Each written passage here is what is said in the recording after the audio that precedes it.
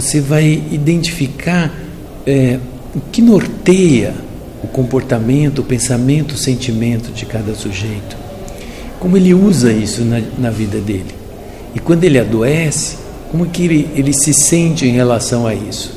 Aquilo vira um fator de proteção, vira uma fonte de estresse, vira uma fonte de angústia, vira um estímulo, né? E aí, avaliando isso, a gente vai propor as intervenções.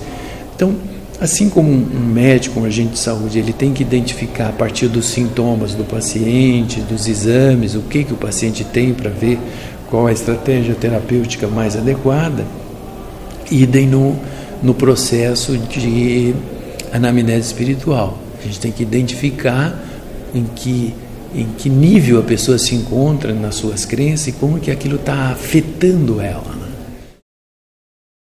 A gente até começou inicialmente pensando que a anamnese era uma coleta de dados, depois a gente achou que é mais do que isso, é um processo terapêutico.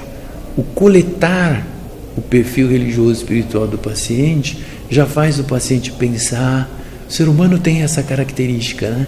Ele é um ser que, ao falar das suas próprias experiências, ele as transforma, né?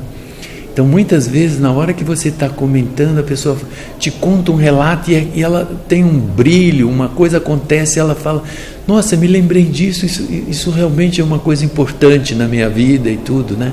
Então, a anamnese espiritual religiosa tem esse fator aí, né, de transformar as pessoas. Então, é mais do que uma coleta de dados, né? Assim que a gente desenvolveu a anamnese espiritual religiosa, a gente percebeu que precisava fazer uma pesquisa. Aliás, essa é a nossa tônica lá, né?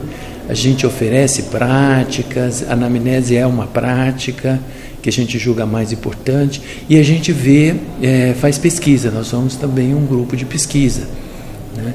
Então, alguns pesquisadores, inclusive a Camila, por exemplo, desenvolveu um mestrado a partir de uma avaliação, uma revisão sistemática de todos os instrumentos que existem.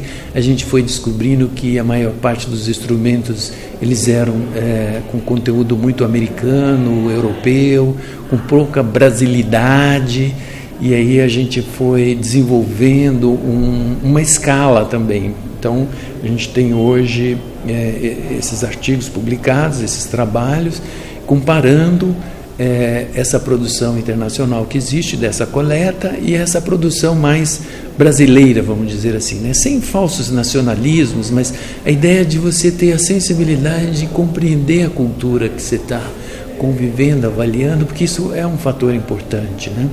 A religiosidade, a espiritualidade da pessoa está intimamente implicada com a cultura daquela região, daquele território, daquela comunidade, da sociedade.